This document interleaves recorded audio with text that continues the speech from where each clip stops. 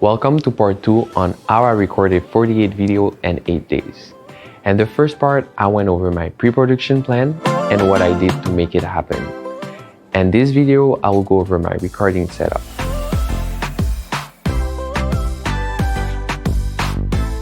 In video production, I get a lot of time-sensitive requests. I used to produce video on a tight deadline. Yet, if the preparation process is not done properly, it could still fail.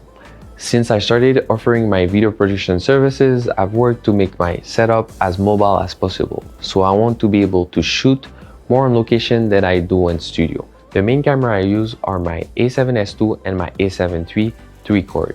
After the second day of production, I needed a third camera for the online courses that was planned on day 6 of production. Okay, one of the change I made for the camera, I add A7S II, A7 III, and I took A7R II, something like that. I end up getting rid of all my camera and only using as of now, a A7 III camera. And yes, that's what I'm gonna use for my production starting from now on. I'm maybe gonna switch to the A7 IV. I'm gonna switch to the A7 IV eventually, but for the quality of project I'm getting and the quality of image with my lighting and everything, like the A7 III are good enough for most of my project, photo, video, portfolio. I've been using them and they're great cameras. So I'm gonna eventually jump to the A7 IV, but not for now. For my mic, I use a DD Connect lapel mic and a Saramonic mic system to connect to the other camera.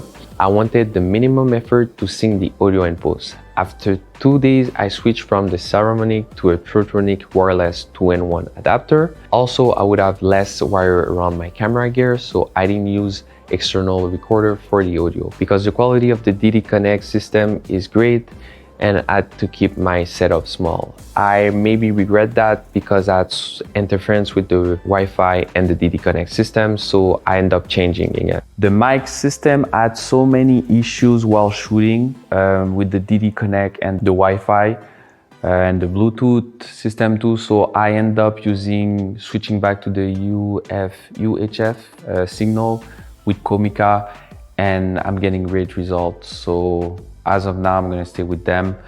Other than that, I had my tripod, clamp, I had one slider. I used the Edelchrome slider, 2 monitor, 1 TV at one point, laptop, teleprompter, and other accessories. Also, I had my friend stand in and to set my focus. I still did not find a name for that friend.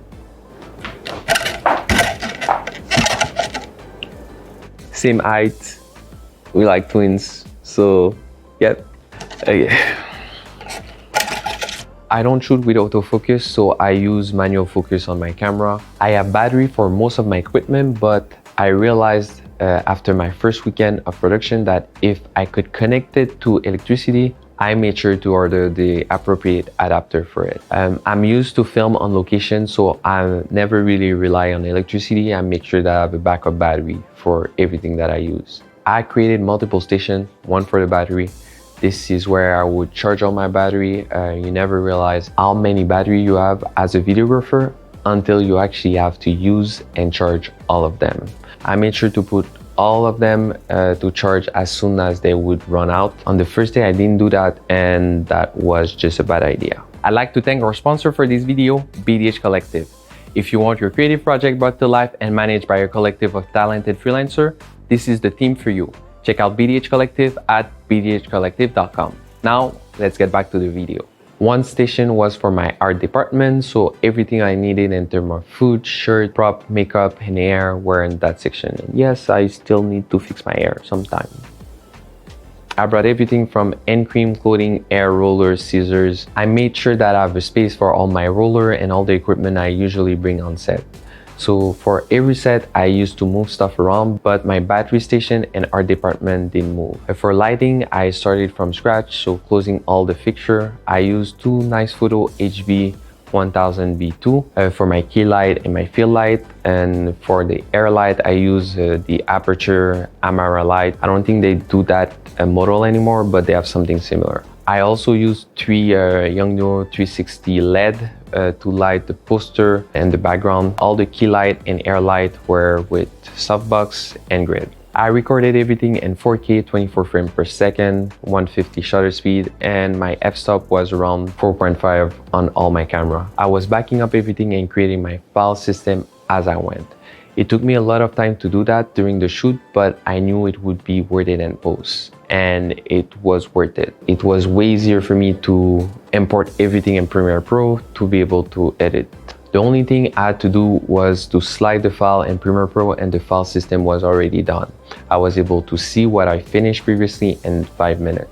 For my shooting location, I printing poster with my agency branding. That's pretty much what I did. For the decor, the space I used was one that I found that was available during the weekend, and I was able to unpack everything and really take my time to set up. So I think that's all for this video. Most of my shoots are done on location again, so my equipment choices are based on that. I need to transport my equipment to shoot all the time. So whatever the setup, I always try to make it easy to transport. So the roller was an investment and my bag is thanking me every day for that. I have to make the decision of purchasing used or new equipment, cheap or high quality. With time, I'm getting better with the choice of purchasing cheap or more expensive gear. By cleaning out my gear last year, I sold and got rid of a lot of gear that I didn't need. One of my production day, I brought an assistant to help me with the setup. My setup and tear down time were on average 2 hours. So I think that sums up what I did for my production. So if you have any question, feel free to ask me in the comment. And the next video, I will talk about how I edited all those videos. Thank you for watching and don't forget to comment, like and subscribe. If you want to check out the online workshop, you will find the link in the description below.